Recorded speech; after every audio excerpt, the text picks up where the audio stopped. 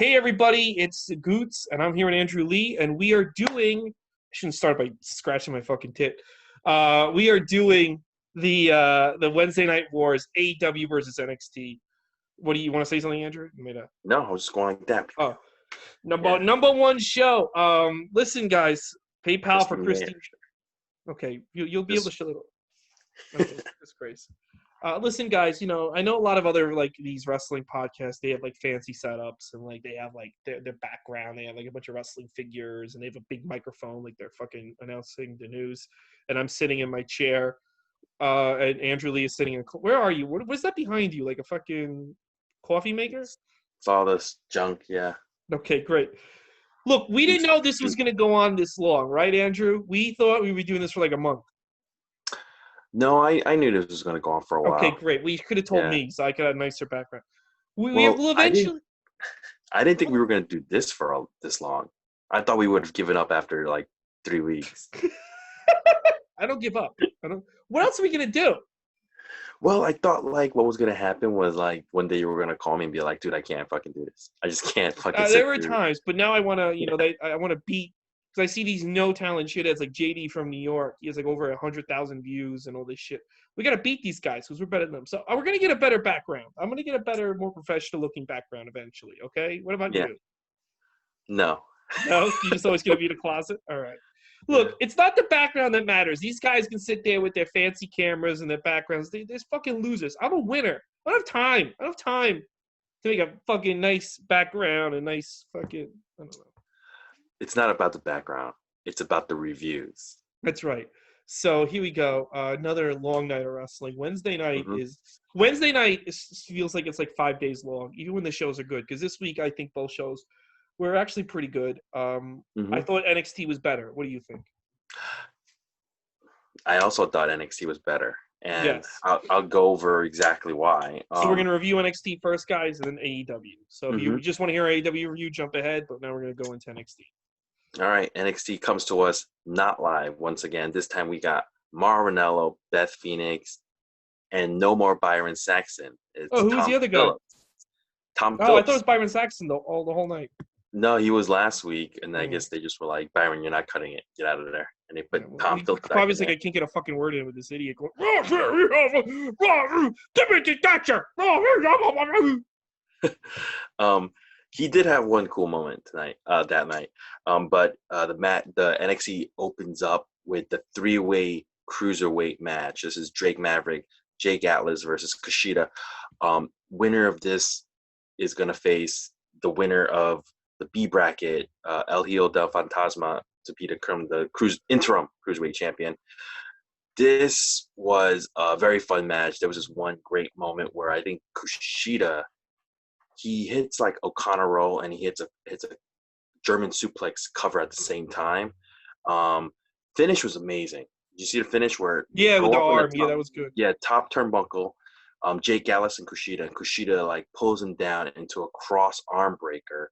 He's got the cross arm breaker on, but Drake Maverick like crawls over, drapes his arm over Jake Atlas. Kushida's not even aware this is happening. 1, 2, 3.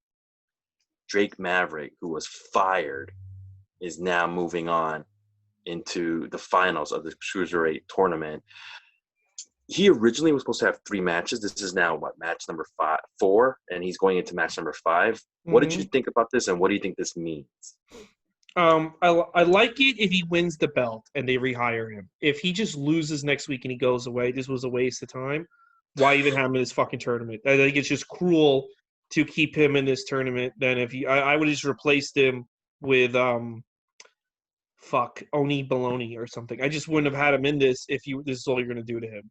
So yeah, I like it. I like the match a lot. I thought it was really, really good, and I like the fact that he won. But if he just loses and gets fired, that's just, why would you do that? It's a waste of time. The match is really good. I think it's a great way to start the show, but I'm now getting like, yeah, you're right. Like he's fired. Drake originally said he had 3 matches left. This is match number 4. He's verified he's going to have match number 5.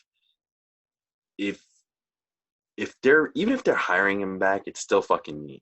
You know? Yeah, it's weird.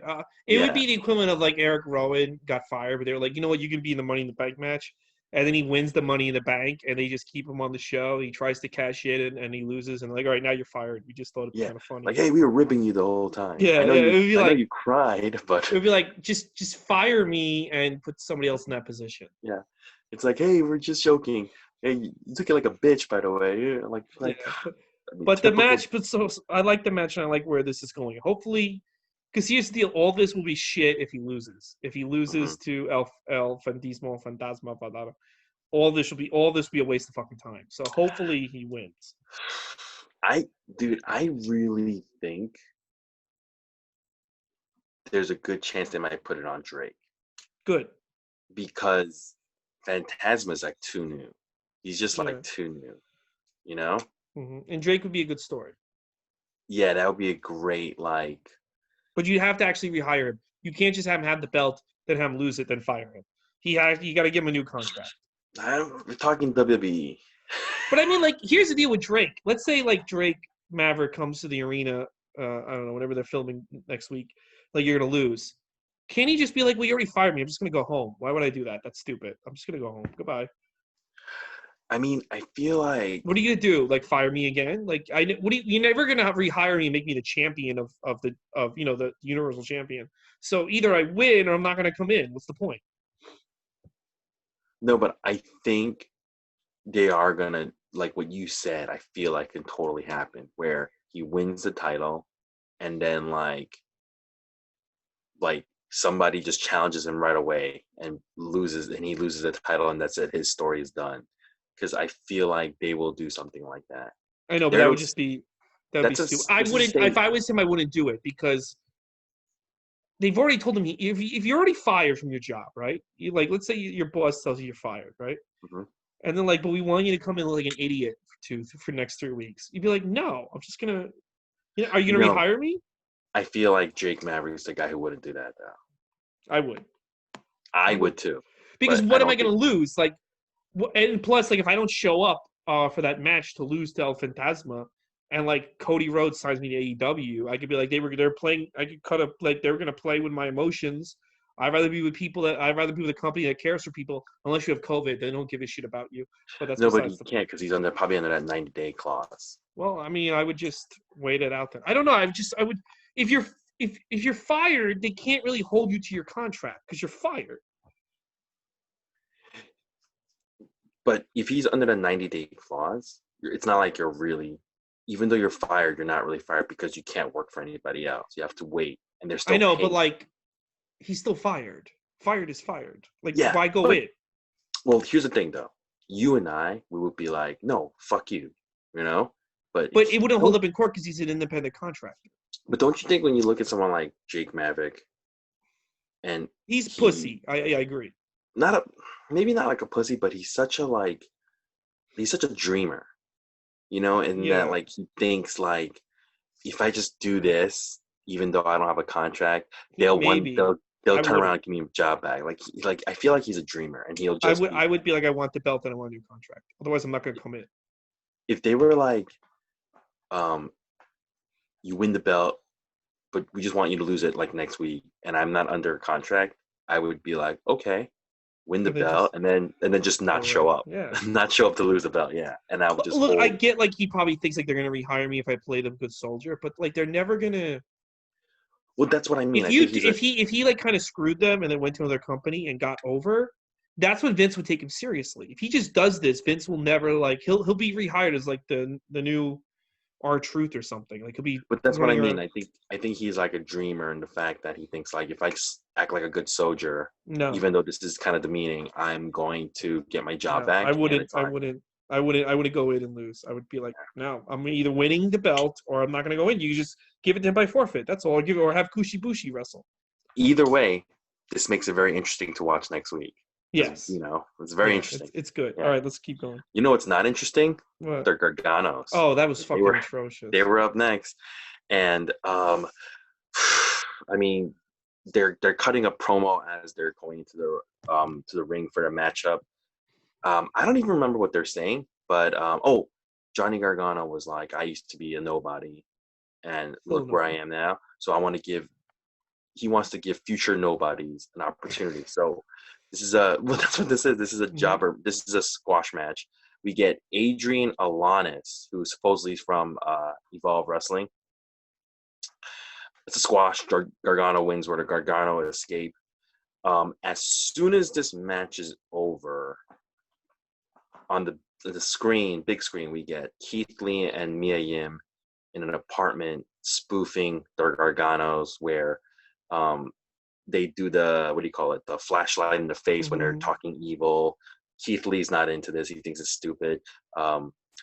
Tegan Knox comes and gives him pizza, and then he takes one slice. What do you think about this whole? Horrible, horrible. Gargano is not. He's not. He can't be a heel.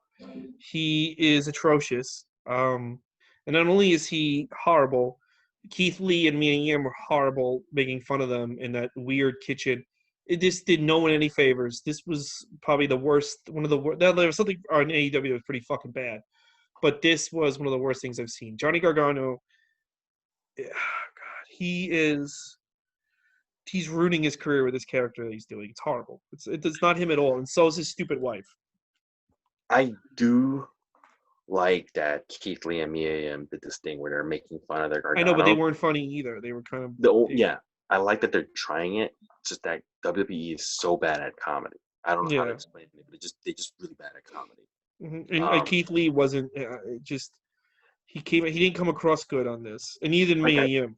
yeah, like I get what they're trying to do. Like I totally understand what the spoofing is, and then Tegan Knox comes with the pizza, and then she runs away with one slice, but like none of it's funny. Like none of No, it's funny. none of You it's know? funny. He's not an Yeah, interesting heel. They just look like really nice people who were ordered to pretend to be mean, and they're having a hard time with yeah, it. and it's like I don't know. I mean, I give him A for effort, but that's about it. It's Yeah. like the execution wasn't there, the humor wasn't there. I don't. I'm not enticed to see any of these guys wrestle each other. Um, so it is what it is.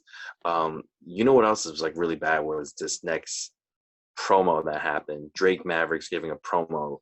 Kushi shows up. I did not understand a single thing he said. He said win. Did he? He told Drake Maverick just win the tournament. No, but what was all that stuff he said before that? I said I don't know. I don't know. He said like I'm gonna teach you the ramen noodle moonsault so you can win. Yeah, I how is I, this guy? I don't How? know. I don't know what Kushi, but he did say win. Drake Maverick Yeah, was like, "Do you want a rematch?" Drake Maverick's like, "I don't want to win it like this. I'll give you a rematch." yeah. And he said, "Just win." I thought that was good. I thought the fact that Drake was willing to be like, let's go back in the ring. I don't want to rob you of this." And Kushi was like, "Win." I like that. Just win it. I like how like Drake's like, oh, I'm trying to do the right thing, but then like I didn't understand a single word she was saying. I was like, what is he saying? He doesn't need to say all that stuff, but Yeah, um, well, it's your one fault. we did get a Marcel Bartel Fabian Eichner promo where they're calling out Birch and Lorcan because of them mocking them. So I like Mm-hmm. this. They're building towards this feud. Um, we get match number 3. We got Shotzi Blackheart straight from her Raw debut, I guess, where she stood for 3 hours against Raquel Gonzalez. Very sick bump happened in this match. Gonzalez and Dakota Kai are on the outside. Shotzi Blackheart climbs to the top, and she does like a trust fall. Nice, dog and shirt. Did you see this trust fall? And nobody caught her, and she landed on Yeah, her that was fucking horrible. head. Yeah, that was bad. Jeez, dude, I thought she was like, I thought she was gonna be unconscious. She's not. Mm-hmm. Tegan Knox is there and just able to kind of like get her in back into the ring. Um, Candice LeRae comes down because she's mad that Knox was a part of that. Keith Lee, Mia Yim making fun of the Garganos thing. The ref's distracted. Tegan Knox basically gets hit from Dakota Kai. She gets hit with a side slam by Gonzalez, and Gonzalez wins. I don't know why Gonzalez won, but this match was just okay because there was a nasty ass bump she took. I don't know why Shotzi Blackheart isn't winning when she has her new gimmick of being in a tank. Uh-huh. I don't know why you wouldn't want to try to get that version of her over. Why she would automatically lose? They did a whole vignette on her, Why do and you then do a vignette like that? and Feature then her have her so much on lose. Raw and then just have her lose. Yeah, it's dumb. Yeah. Dumb. I didn't like this match. Nope. It would have been way better if you have Shotzi Blackheart fighting a girl who's way bigger than her, right? Hmm. And she's fighting from underneath. You have her win. You get her momentum going because right now, if Charlotte is your champion, you need some legitimate challengers. After Rhea, after Io, who else do you have next in NXT? Who else is there after those two? Candice LeRae and her stupid hair. Chelsea Green turning face. I don't know. Get rid You of think, Charlotte. Just get rid of Charlotte. That's what you need to do. yeah. But anyway, that's what I'm saying. What do you call it? Anyway, but good match, but wrong person won. After that, we have a Finn Balor promo on what's his name on Damian Priest. How he wants to go after him, and they're gonna have a match at In Your House. And right after this, they showed a really cool, old school looking In Your House commercial. Did you see this commercial? Mm-hmm. Yeah, it looked pretty cool. I liked It was it. nice. Yeah, I liked Yeah, it. yeah. They did it like it's an old VHS, Mm-hmm. Yeah, and well, yeah, they haven't done them in your house since the '90s. So yeah, I liked it. Match number 4, we have Rhea Ripley and Io Shirai tagging up against Charlotte and a mystery partner, which ends up being Chelsea Green. This is right at the 9 p.m. mark. Okay, so for 9 p.m., they're really believing Charlotte. She constantly gets this, by the way. the 9 p.m. mark. Yeah. Yeah, she constantly gets this. This is, by the way, Morrow is not the best on commentary, but he did take the time. Well, I'll tell you what. Mhm. I'll tell you what made him better this week. It's just the crowd noise. Because when there's no noise and this Mhm. guy is just yelling at the top of his lungs, it's very obnoxious. Because it's like, what are you doing? There's nothing's going on here. But at Yeah, least now with the crowd, he can feed off that, and it doesn't come across as so like over the top obnoxious. Like yeah, we there's felt. the last few weeks it sounded like there was something wrong with him, and we know there is, but something really wrong with him, but not appealing to a TV viewer. So Yeah, I failed to mention that at the beginning of the show they have NXT talent, or obviously yeah, around the they ring, have people in the crowd again. similar to how they did with Raw with the Yeah. plexiglass blocking them. Oh, do you hear Jr. shit on that? That they Yeah, I want to get into that a little later. It's like, yeah, oh God forbid, Jr. We try to protect people from you're the motherfucker who's gonna die, you dumb fuck. All right, Yeah, continue. but anyway, Mauro Ranallo, when Io Shirai is coming out, he did mention Hana Kimura, who passed away from suicide just last Friday, I believe. He mentioned her during the Io Shirai's entrance, and she gave her a shout out. I thought that was really nice of him. This match is a basic match. What ends up happening is Rhea and Io are tagging. Rhea's on the apron, and Io misfires basically and knocks Rhea down. And then basically Charlotte rolls her up and puts her feet on the rope, and she pins Io Shirai. So the reason why they're doing this, obviously, Io Shirai, Rhea Ripley, and Charlotte 3-way match at In Your House. This was a basic match, but I am curious about their match at In Your House. I feel like these three can have a really good match. I was interested in this match only because I thought like maybe Charlotte would bring out someone new or someone from Raw or SmackDown with her, and then she brought out Chelsea Green, and I was like, ugh.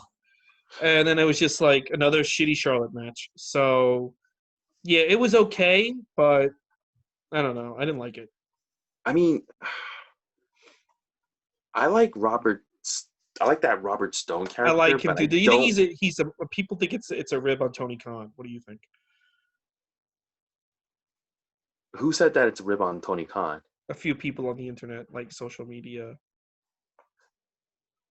I've never heard this before, but if it is, I think that's fine. Yeah, it's funny. No, what I'm saying is, it's just like I like him, but like Charlotte's not gonna do anything for her. Like she was just there, and Charlotte like didn't really like get her over. I don't think. You know what? If Robert Stone is a rib on Tony Khan, Robert Stone's gonna have a job for a while. Yeah, I know. I just don't like. I like that character where he's like building. He's like he's like a management team. like a modern day agency. But Chelsea Green is like doesn't do it for Worst? me. She doesn't do it for me at all, wrestling No. wise. No. We get Gargano's interview about I don't know what they were talking about, and then we get a William Regal Adam Cole video negotiation for Adam Cole versus Velveteen Dream at In Your House. I think the whole point was like Adam Cole was like, I'll fight him one more time, but this will be the last time we fight or something like that. But William Regal has to pick the stipulation, which he hasn't done yet. Am I correct? Yeah. Yeah. Yeah, but it's probably going to be a cinematic match is what I'm hearing on the internet. Okay, I'm okay with that. I feel like Velveteen Dream could have a good cinematic match. Yeah, I feel like that too. Yeah, this was another like fine segment. This was cool. I liked it. Yeah. Now, one of the highlights from last week's NXT was that Shotzi Blackheart like vignette, right? Mm-hmm. Yeah. This week we're treated to a Danny Burch, Only Lorcan little video where they talk about their backgrounds a little bit and then why they're challenging, why they're trying to go after Imperium. I love this video. This was great. It made them look like badasses. You know, what'd you think? Yeah, I liked it a lot. Yeah. Finally, some personality with these people. Personality for these guys, yeah. I mean, that Only Lorcan saying he grew up in, I grew up in Boston, where I learned to fight, and I was just like, yeah. And then people say I hit the hardest and everything. I liked it a lot. It made Danny Burch give him a little character too. It was good stuff. I'm actually looking forward to them versus Imperium. I feel like that's gonna be a really good match. Yeah, I think it's gonna be good. Yeah. Match number 5, another squash match is Leo Ruff versus Ciampa. While they're about to fight, Scarlett from Fall and Pray, she comes down to ringside. And there's one point where Beth calls her Charlotte. Did you hear that? When she called her Charlotte? And probably Vince like, you haven't mentioned Charlotte in a while. Say her name. What do you call it? Ciampa hits the fairy tale ending. He wins, and then right after he wins on the video, on the big screen, we get Killer Cross cutting a promo because Karrion Kross and Ciampa are going to have a match at In Your House, I believe. Mm-hmm. What'd you think about any of this? It was all right. It got the job. All it did was build up Karrion Kross versus Ciampa, which was fine. That was good. Mm-hmm. Mm-hmm. Leon Ruff, even though he got squashed, did this one really cool move where he bounced from one rope to the next rope, and then he like escaped, but then he just got hit with a clothesline. I thought that was really cool. So at least he got that. And we are down to our 6th and final match for the night. They build it as a cage match, and it's going to be Timothy Thatcher versus Matt Riddle, which I was expecting standard cage. But what we got instead was something that they call a fight pit. And it's basically a small cage, but they got like an elevated platform around the cage. No ropes, no turnbuckles. So it's like the ring itself is not even like a ring. It's like a black mat. And they got this cage around, a low cage with elevated platform. Kurt Angle, who's also fired, or not fired, was furloughed, right? Furloughed, yeah. Yeah, well, he's refereeing. What do you call it? Matt Riddle's doing these crazy, like, bounce off the cage, kicks to the face, where, what's his name? Timothy Thatcher lost 2 teeth, where he's spitting out a lot of blood, and he spits out teeth. And we go to commercial break, we come back, they finally climb up to the top of the platform, and Riddle hits a ripcord knee, I believe, and then Timothy Thatcher falls down, and then Riddle hits the floating bro moonsault, but that's not enough because Timothy Thatcher gets him in the rear naked choke, and he gets passed out. Riddle passes out, so Timothy Thatcher wins. This match you could only win by knockout or submission. So that tap out, and so it was knockout. I thought this was very, very interesting. It's just because the setup, the fight pit looks so different. It was interesting.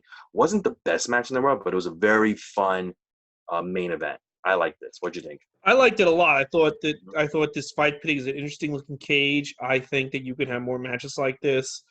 I thought the atmosphere was good. I thought that the match was pretty good. It was like way better than anything I've seen in NXT all year. I thought it was fucking great, and that's what for this match alone, because the rest of the show is kind of. But for this match alone, except for I liked also the opening contest. This match is why I thought this was a way better show than the Dynamite. It was a really good match. Both guys brought it. Kurt Angle had a legitimacy, and I really, really liked it. It was a spectacle. It was a spectacle. I liked it. Do you think this will be something that they only use in NXT? Similar to how War Games is right now. They only use it in NXT. You know the two rings? For now, but if they get somebody in on Raw or SmackDown that's like a submission specialist, they might bring this in for like a pay-per-view. Supposedly Matt Riddle. Yeah, or like isn't there somebody else? I don't know, but off the top of my head, I can't remember. Oh, like Daniel Bryan, Drew Gulak. Yeah. So you could sell this, so we could be a playset again. Yeah, you can sell as a figure. I liked it. So that was So all in all, go out of your way to watch the opening match and the last match. The last match alone makes this a great episode of NXT. Yeah, NXT. It's not the most exciting thing to watch, but it is the most consistent. You know, you're not. Well, this was exciting. This match was exciting. Not like exciting, but it was fun. You know. No, I mean it was more exciting than fucking the other shit they had the past few. I always feel this way about NXT, is that you're gonna get the best wrestling product. You know. But it's not necessarily mean it's the most exciting show. But next week, we're going to have Drake Maverick versus Hijo del Fantasma for the Cruiserweight Interim Championship. Mia Yim versus Candice LeRae. This feud obviously isn't good enough to be on in your house. And then you're going to have I didn't know what this was, but they said Prime Target. Oh, I think it's like basically like a video packages or something, or interviews. Yeah, they're doing video packages for Adam Cole, Velveteen Dream, and the triple threat women's match. But that might bring down the ratings because people don't like shit like that. Remember that one episode where they did all just video stuff like that during the quarantine? That's when they started tanking. So we'll see what happens. But NXT, solid show. You want to go into AEW? Yeah, let's go right into it. Right. AEW. AEW starts off with the Inner Circle sitting around. Remember, they lost Stadium Stampede, and they don't know what to do because they had made all these, Stadium Stampede champions T-shirts that they can't use because they lost. And then they find out that they actually ordered a whole truckload because it was better discount. Jericho's all like upset, and then the show opens. We are live with Excalibur, Tony Schiavone, and JR. And the first match up, we got Matt Hardy and the Young Bucks versus your favorite wrestler, Joey Janela, and Private Party. Before the match begins, they're doing this backstage video thing where they're like, well, we want Matt Hardy. We're going to get version 1 Matt Hardy. No, we want even before that. We want, I don't know, first year Matt Hardy. Yeah, first year Matt Hardy or something like that. While this match is happening, even before that, what happens is they end up going outside the ring, and Nick Jackson accidentally kicks Blade from Butcher and Blade, who are in the audience, and which is setting up a feud. But then Excalibur, or one of them, starts talking about how this is why it's nice to have wrestlers in the audience, but Tony Schiavone, because of that, it causes problems. And then this is where JR mentions the plexiglass part, obviously taking shots at WWE's Raw. Hardy looked good in this, but basically what ends up happening, they hit more bang for your buck, and on on Cassidy and Young Bucks and Hardy's win. After Cassidy. this, go ahead. What are you saying? There's 2 Cassidys in AEW. Yes, there's Orange Cassidy and there's Isaiah Cassidy from Private Party. Mark Quinn and Isaiah Cassidy. Isaiah Cassidy is the kid who's always wearing a T-shirt. Okay. Private Party, who screeches a lot, who boxes a lot. Okay, I got it. Yeah. Yeah. Mm-hmm. After this match, Butcher and Blade, they come into the ring and they attack the Young Bucks. All of a sudden, you see a car driving into the Daly's place, and I already know this is not Cody Rhodes because it drove more than 4 feet. And out of the car comes out the former Revival. We got Dax Harwood and Cash Wheeler who are now known as FTR. They come into the ring, and then everybody starts beating up Butcher and Blade, and they have a face-off against the Young Bucks. What did you think about this whole thing? Well, you covered a lot of ground there. Yeah. First off, I love the opening thing with Jericho in the Inner Circle. And in fact, if you go to pwtsrightnow.com, that shirt, the shirt they had made is half off. It's only $12. Usually the shirts are 25. So I like that. I might grab funny. it. Yeah, that's actually funny. really funny. Yeah. That they committed to the joke like that. As far as I like the promo with Matt Hardy, I don't like the Young Bucks though. The match itself was the best Matt Hardy match he's had besides Stadium Stampede. Hardy looked good. Hardy looked real good. Yeah. So I think the secret is to keep him in these multi-man matches. I also like the fact that he went and he picked up the private party member who got hurt. He looked after him after the match. Yeah, because that plays off with Matt Hardy helping the guy and leaving when Butcher and Blade attack. Yeah. Matt Hardy's not there. He doesn't know what's going on. Matt Hardy's not there because he's helping his fellow wrestlers. So that was good. The match was what it was. For a match where I don't like three of the guys in it, Joey Janela and the Young Bucks, it was fine. Mm-hmm. And the close with as far as the FTR, I thought that was their debut made them look like $1 million. They looked great. I like the fact that you don't know really where they stand yet. I do think they should fire Butcher and the Blade. That one guy looks like Arn Anderson's retarded cousins. They got to get them out of there.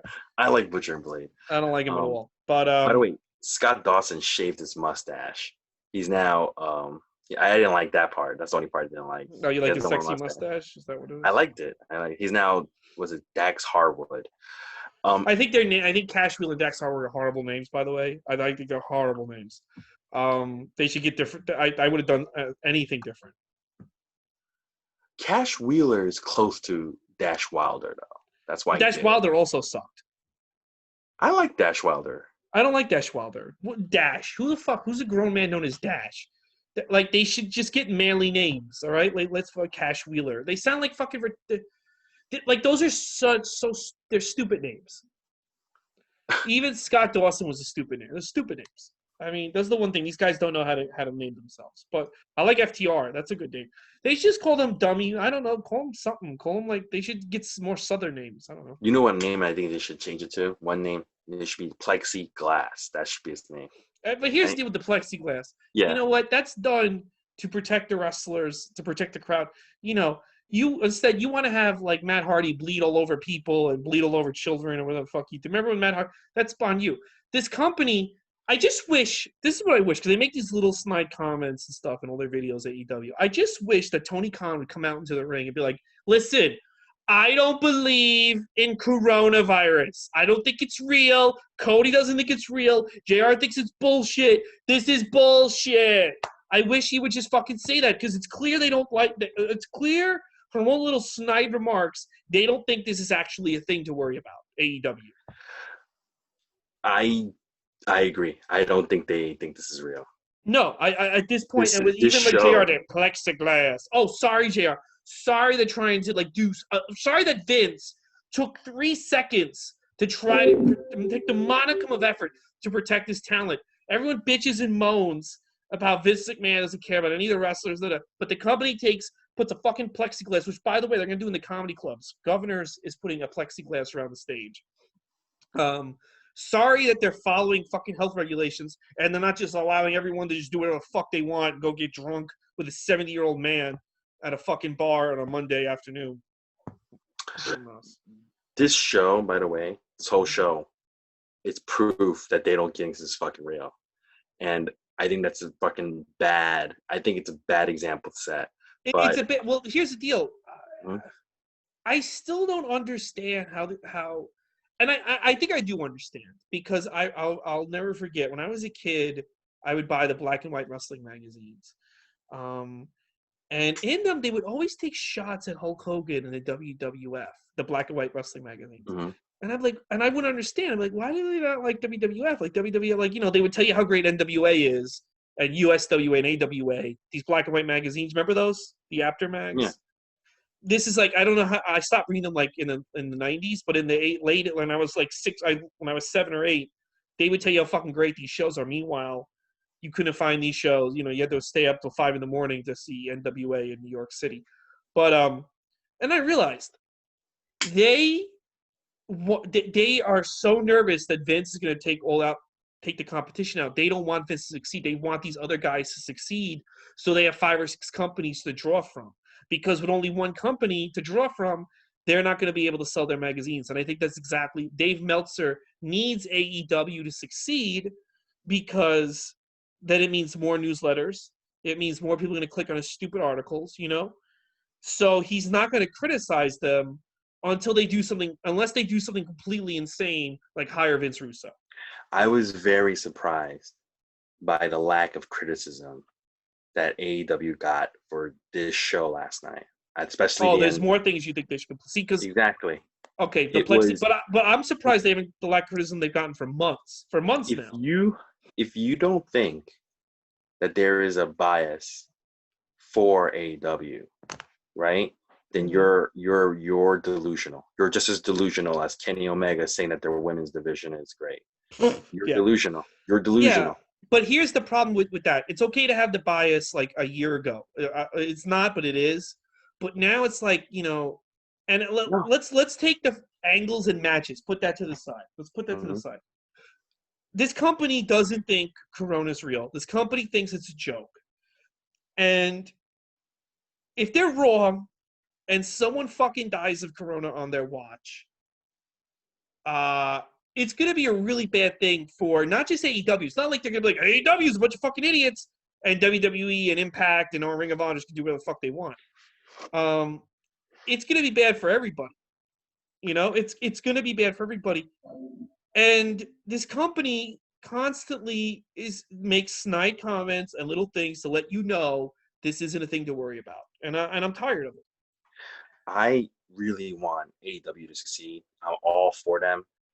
You know, you and I, we've made a bet a long time ago, and I was like, they're not going to succeed. That's how much I love these guys. But when you're stupid, you need to be called out for your stupidity. I don't care if it's a great company. I still want them to succeed, but you got to stop doing stupid shit.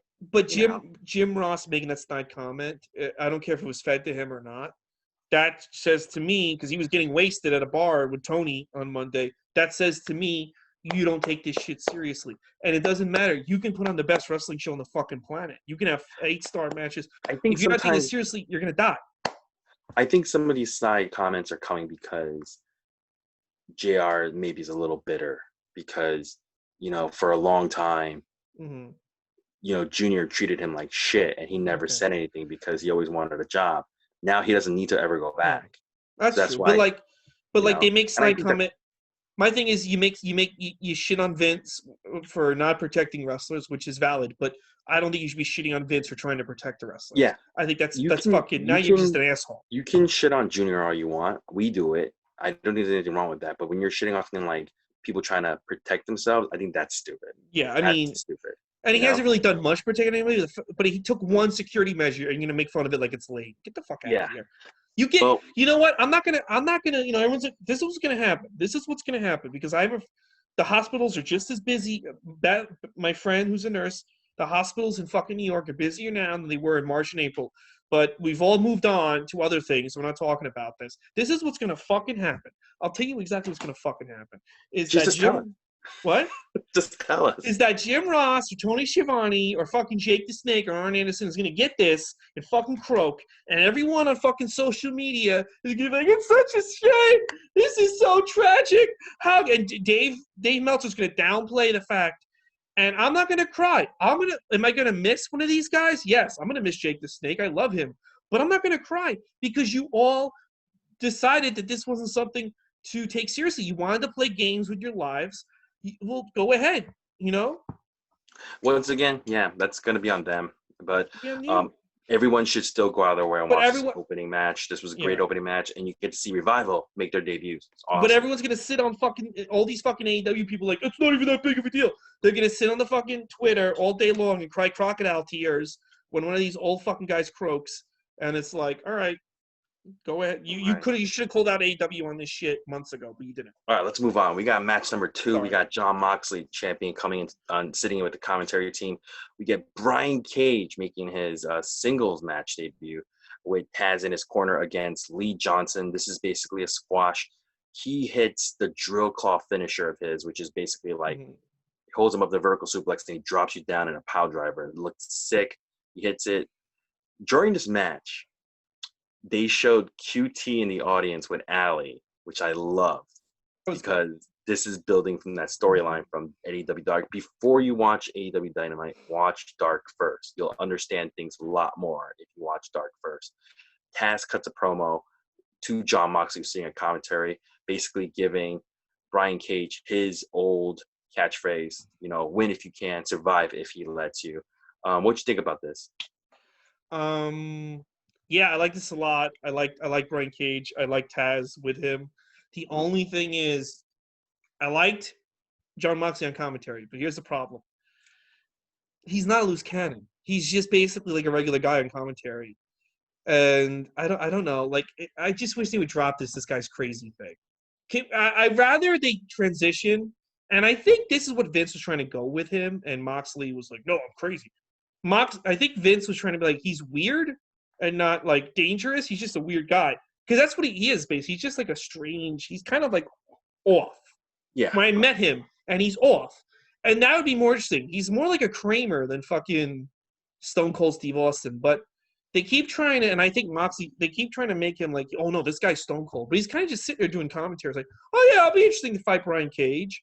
And I'm like, okay, that's a cool response, but it's more weird than you're an insane madman. Like if he was like Terry Funk or something, he would go in the ring, be like, let's fight right now. Yeah. I mean, what do you call it? Brian Cage and John Moxley are going to have a match at Fighter Fest, right? Yeah, but notice they won't give the date. Yeah, they won't give a date. Sometime in the summer. They just keep saying summer. That's code to when we can sell tickets to this thing. Yeah. I think they want to wait till they can sell tickets. That's going to be that's going to be a long time because this is May. This is the last week of May, but it's still May. I think they would literally have the day before all out if they could. Yeah. I think they are hell bent. There's a good chance they're going to have to keep this feud going all the way into August. Well, there's going to be another feud. I think that's going to be a long time. That's going to be 3 months that you're holding onto this feud. So we'll see how it goes. Then you get Britt Baker's. Remember, she got injured last week. She had to pull out of the pay-per-view. Britt Baker's injured. She comes out in a wheelchair. Her Reba, her assistant, pushes her. Reba, I don't know if you recognize her. She's Rebel from indie wrestling. I was very excited to see her. Yeah. Rebel played Reba in the previous segments, but she wheels her out. Tony's there, and they're going to do on the stage a segment called Rules of Being a Role Model. And basically, Britt is just taking shots at everybody who injured her. Chris Statlander calling her a crock of shit for being an alien. Calls out everybody. Sheeta, Nyla Rose. And she calls out Aubrey Edwards. She's always behind her, always getting injured. And she goes, you'll see me back at All Out.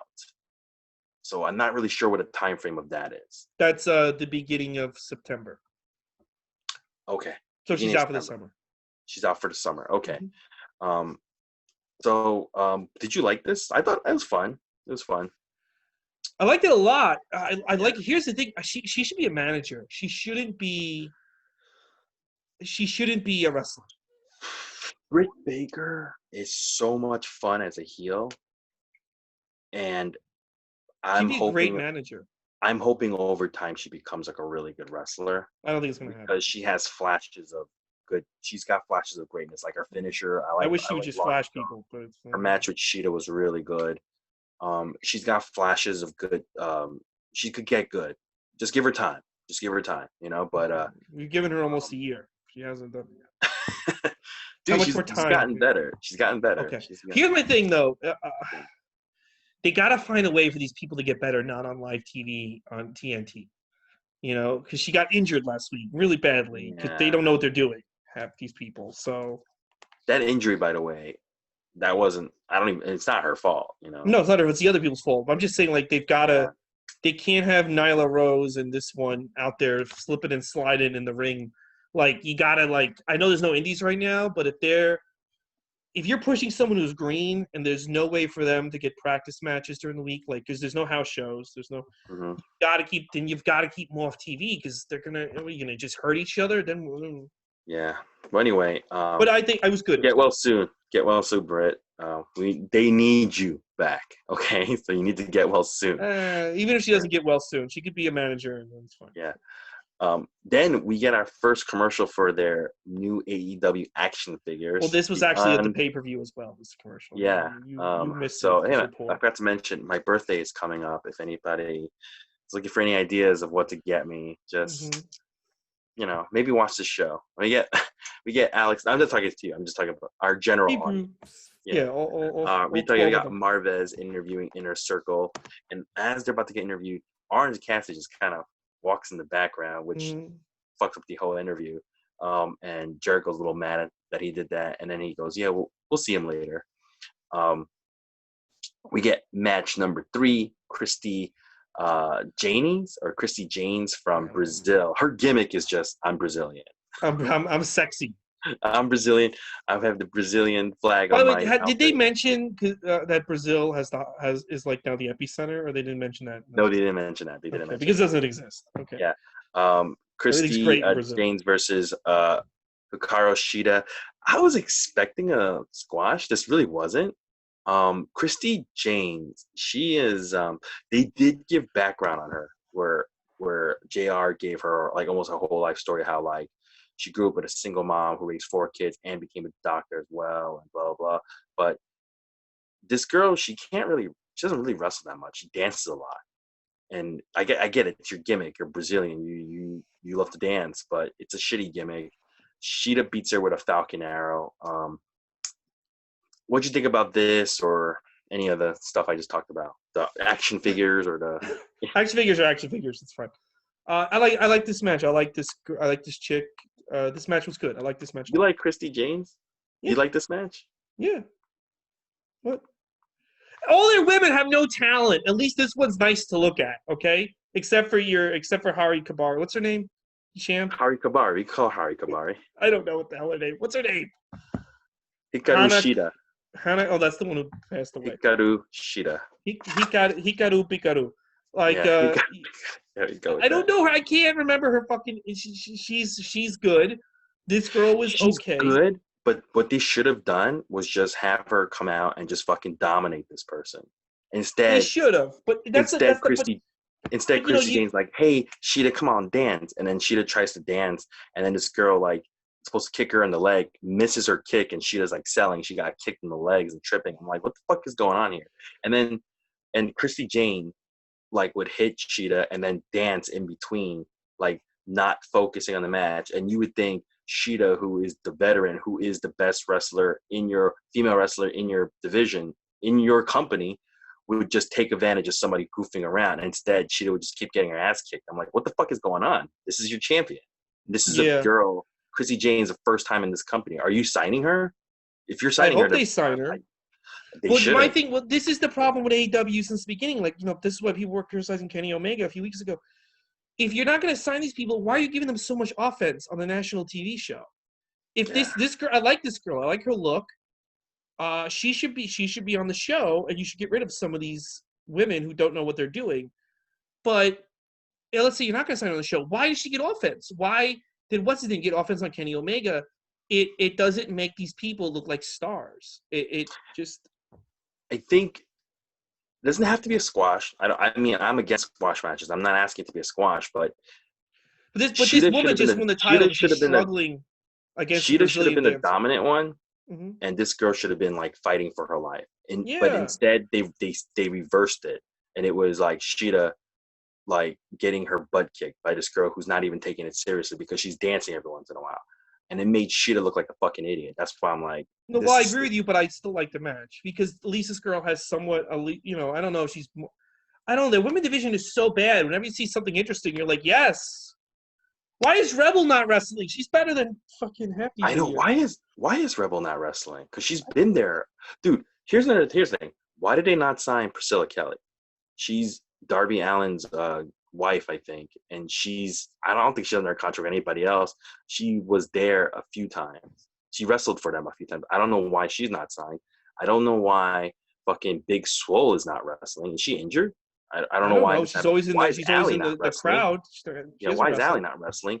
I don't understand if you are in charge of this division and you're saying your division's doing fine, then you should be fired from your Yeah. job because you're not doing Yeah. your job right. No, you're not. How do you let Deonna Purrazzo go to Impact? Dude, Impact has the better women's division than them. 100%, hands down. Oh, hands down. Yeah. They, you know, let's. I mean, I don't know. I can't say Ring of Honor. That's unfair. But let's go with, yeah. If you count Impact, NXT, Raw, and SmackDown as 4 separate companies, AEW is dead last. Dead last. Dead last. It's pathetic. I mean, it's pathetic. At the 9 p.m. mark, we get. Remember what the 9 p.m. was in NXT? Yeah, It was, Charlotte boring.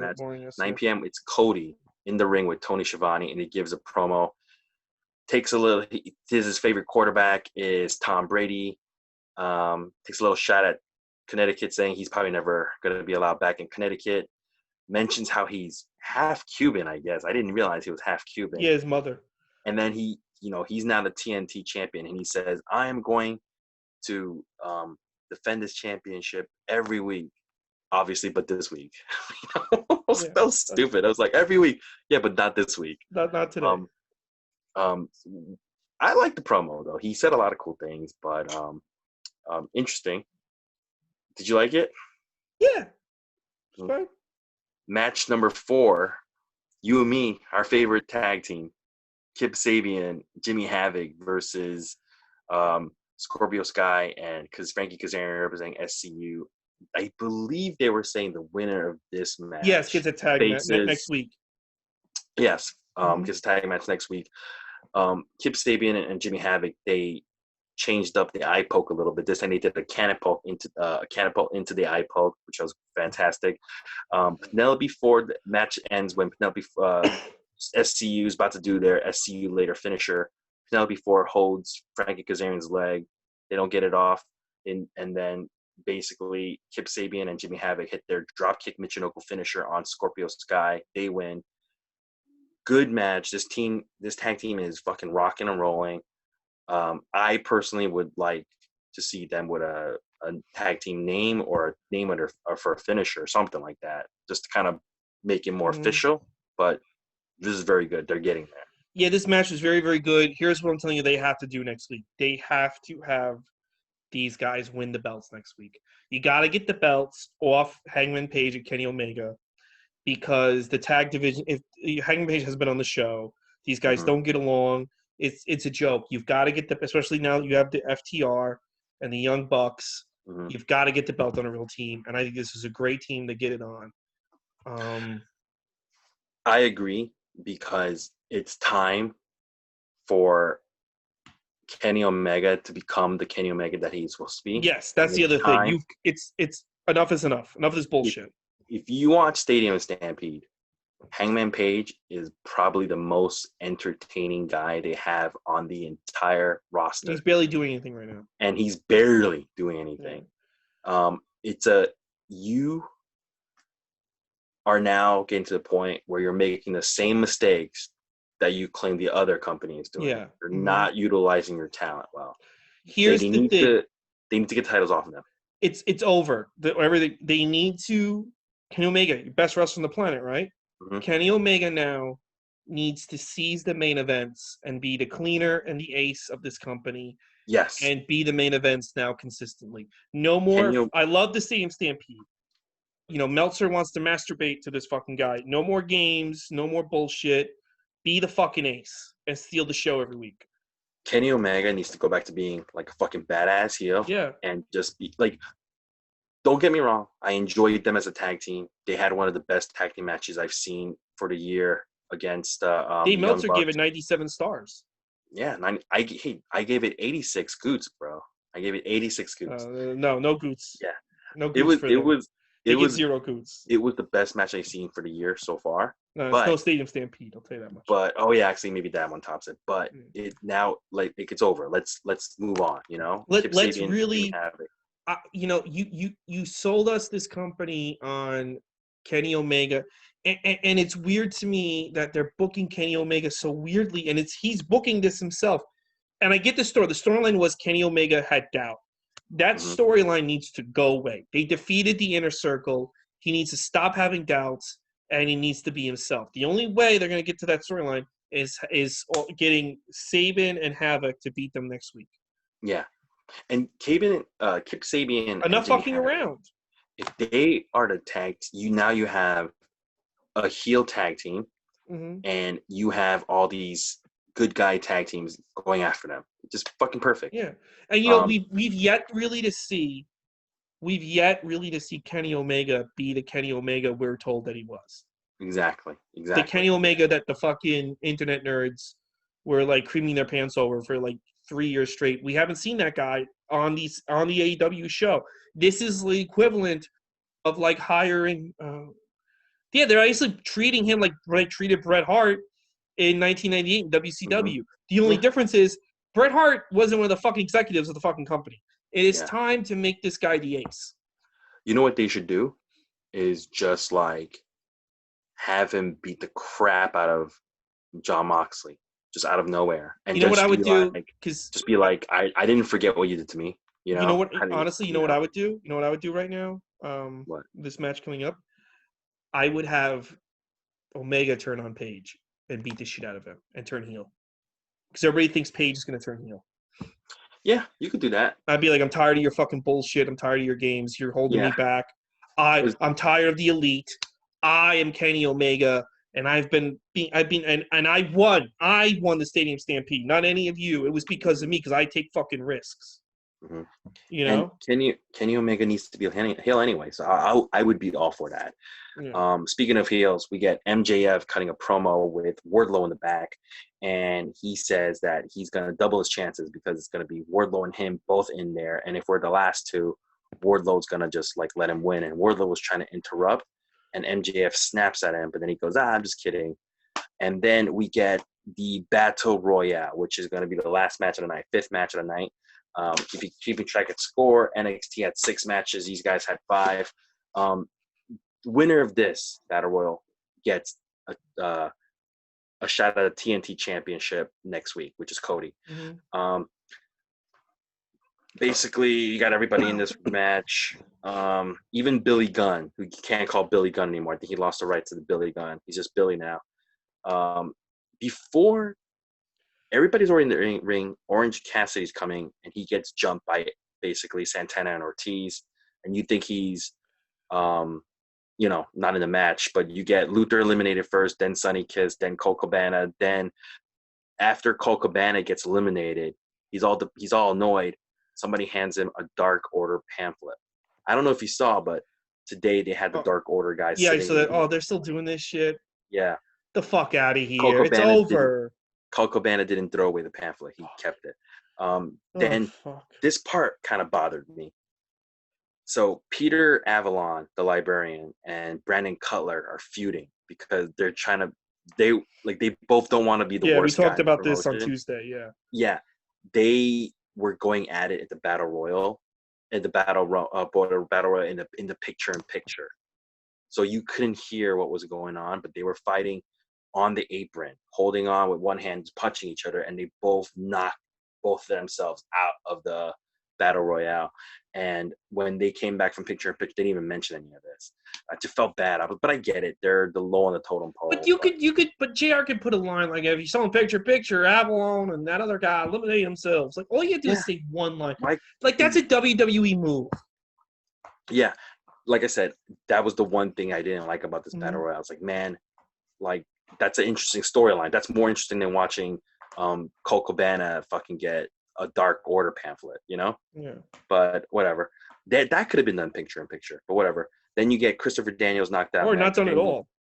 Then Marco Stunt. Then you get Luchasaurus knocked out. And then you have your final 4, Billy Gunn, MJF, Wardlow, and then Orange Cassidy, who rolls back into the ring.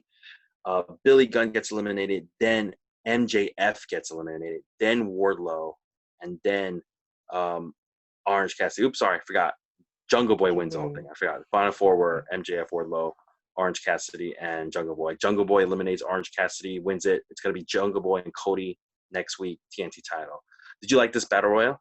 Nah. I didn't like it. I didn't like that Jungle Boy won. I'll tell you why. Yeah. I don't think Jungle Boy needs to lose again to Cody next week. Cody beat Yeah. Darby twice. It's stupid. Now he's beating Jungle Boy. I would have had it doesn't do anything for them. I would have had a heel. I would have had Wardlow or someone.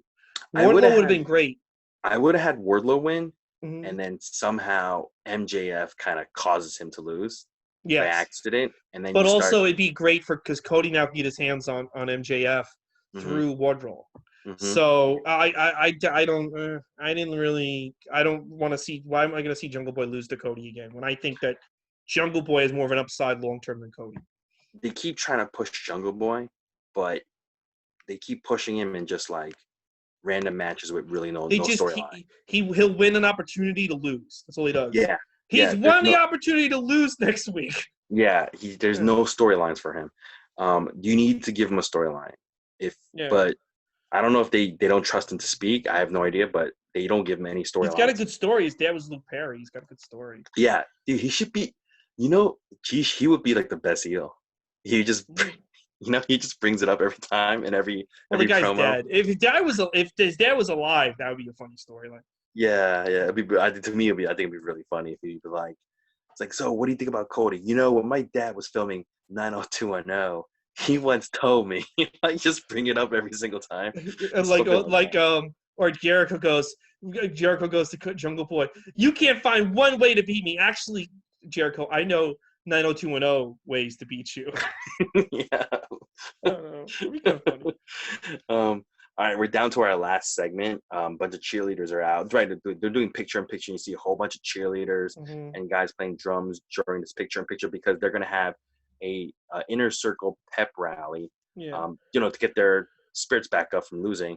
And when they come back from picture-in-picture, the head cheerleader is Vicky Guerrero, which I actually really like that. I loved it. Then she brings out all the inner circle, and then they're now giving each other all gifts. Santana gave Ortiz fucking chopped cheese, man. I fucking popped for that. I haven't had chopped cheese in months, man. Are you missing chopped cheese? They give Jericho a Mark Anthony picture, and Sammy Guevara is like, I got you wine and some bubbly, but it's all gone. Why is it gone? Because Tyson and his crew drank it, and they come out, and Tyson and his crew of MMA fighters, it's Vitor Belfort, Rashad Evans, I think it was Henry Ceruda, and I thought there was a drunk, fat Robert Downey Jr. with them. It wasn't. Yeah, I didn't know who the fuck that guy was. It's some actor. It's some actor named Mickey Gootz Jr. He's got a little bit of a gut. He's got stupid face paint on. He's clearly drunk. He's stumbling. They get into the ring, and Jericho's trying to cut a promo on them, bringing up something that happened to them way back on Raw. Not even a famous Raw. They're using basically a WWE storyline, and Mike Tyson is no selling any of this. He is just interrupting. They're all talking trash. This segment is falling apart. The drunk actor is trying to take the spotlight away from this, getting really close to Mike Tyson because he knows that's where the camera's focused on. Yeah. There's a moment where Mike Tyson tries to rip his shirt. He can't. Gooch rips his shirt. Then they start brawling. Everybody starts coming in. They do the exact same shove that Austin and him did in 1990. Yeah, but everybody jumps in. We get a whole bunch of coming in. Nobody's wearing masks. Nobody's wearing gloves. This is. I didn't even pick that up. This is in such low. This is in such bad taste in what's happening right now. That's what really pissed me off. I'm like, are you fucking kidding me? I didn't even factor that in. I'll tell you what I factored in. That is really fucking stupid. It's really dumb. This whole segment brought this show's grade down, brought it down by 2 grades for me. This was stupid. It was stupid. Didn't get anybody over. I didn't know any of these fucking MMA guys were. I couldn't even tell it was Rashad Evans. Granted, it did help them out, and it gave them some press. Their ratings did well. It went up, but I thought this was stupid. it's not good to do this during a pandemic where you have a whole bunch of guys, all not just those guys, everybody, all the other people jumped in. It was reckless. It was stupid. I didn't like this. What'd you think?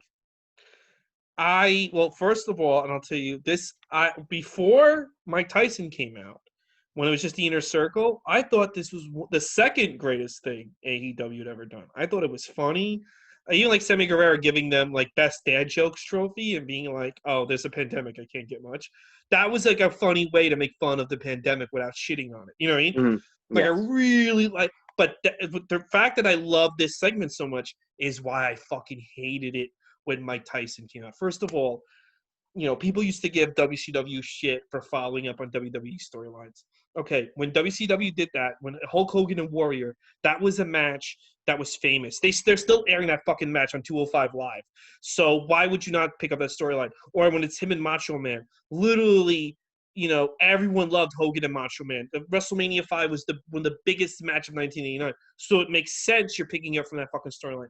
But the fact that AEW is picking up a storyline from a random episode of Raw that I watched that episode of Raw one night after I got home from Caroline's. I forgot about it the next day. It was nothing. Got no coverage. No one talks about it. WWE doesn't like re-air it. You know what I mean? It's nothing. It was stupid. It was a waste of time. And now you're going to pick up from that episode of Raw and do the major storyline in your dopey fucking company? That's number one. Number two, the whole fucking thing was an exact replica and a cheap fucking ripoff of what Austin did with Tyson 20 years ago. Mm-hmm. And that's when now I know people are like super into Mike Tyson now. Everyone wants to do a comeback. Here's the thing. What are you building towards? Because Mike Tyson, are you going to have Mike Tyson wrestle? Why would Mike Tyson wrestle when he should get in shape and box when the pandemic gets lifted and make $1 bazillion? He's going to get injured wrestling Jericho for your fucking stupid company. And number two, does he even know how to wrestle? And number three, let's say, is he going to manage somebody? Is he going to be like, what is the long-term benefit of this? Like, and also, he's like 50-something years old. The time to teach him how to wrestle was in 1998, not now. It's just such a fucking rehash, and it's just so fucking WCW. And, you have fucking Jericho, who I love, and I think he constantly reinvents himself. And Jericho is always like, I got it fresh and new. And he was like the young guy. And now he's out there doing shit. If Hogan did this shit in fucking 1998, the internet would have a fucking meltdown. Jericho would be talking shit about him till like, hey, Chavo, remember when Hogan tried to recreate that angle from 22 years ago? Like, are you out of your fucking mind? And I get it that it got mainstream publicity, but like, why Jericho with Tyson? If you're gonna like do this, don't copy it so that's an iconic moment. That's like, oh, fuck. That's like doing like This Is Your Life, Sammy Guevara with Mick Foley in the ring. I don't even think that's the worst thing they did. Was just the fact, why would you do this? Are you telling me that all those guys got tested? Yes, that too. That drunk guy, the drunk white guy yes, that too. And I completely, but you know what? This thing was so bad. I was so mortified by it. That's another thing that's just fucking heinous about this show and this company. Tony Khan, you should be ashamed of yourself for this segment. He's not. Because no one's going to call him accountable except for us. You come out, you say this is going to be a wrestling company. You do this thing because you're a celebrity mark. You want celebrities from other sports coming in here because you don't believe, clearly your company can't do with your wrestlers that you 100% believe in to pop the ratings. You are endangering everybody's lives, and you're making people who are watching this think it's okay to do stuff like this, where you can engage people without personal protective equipment. You're setting a bad example, and you might be a billionaire, could afford the best doctors in the world, but not everybody can. Real people have suffered because of the coronavirus. This is stupid. It was all against what you claim you're going to do. You're going to be the opposite. You're going to be an alternate of what the mainstream wrestling company is. It's clearly not. Rethink what you're doing. What you're doing. He's not, because the wrestling marks are jerking off over this. Here's the other thing too.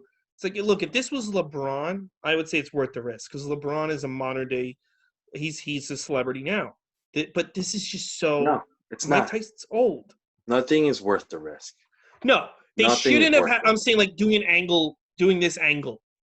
Not the way I'm saying. Like they could have had Tyson and Jericho give each other the finger and end the show, or have Tyson punch Jericho and just leave and come out by himself. They didn't have to have that many people. You're right. That was horrible. The pull apart brawl that they did, that was off. That was stupid. And he's a copier of Vince. But it's just not. This company. Oh, let me just say this. Okay. So on Saturday night, you had the best fucking thing you've ever done, and in that match, you had 8 guys who are the future. They're the future. Even the Young Bucks, I'll give them that. And you have 2 veterans who can lead these guys, and they can be great role players and coaches.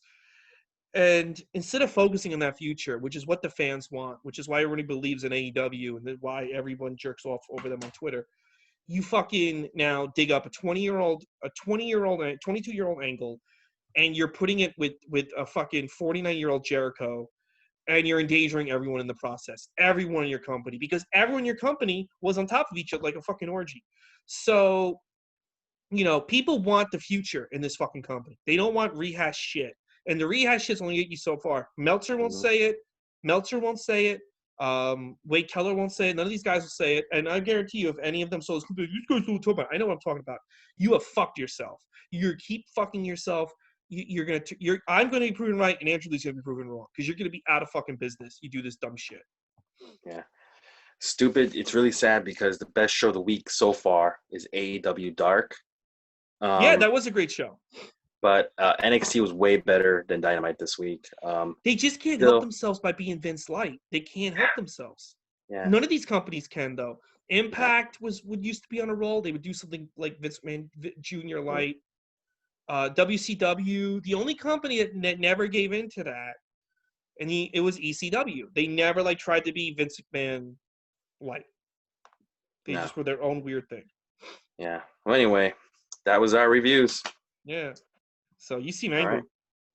Yeah. Well, I'm disappointed. I'm more disappointed than angry, because I really, really was behind the AEW machine. That I was. Yeah, I know. I didn't even put into consideration that the brawl.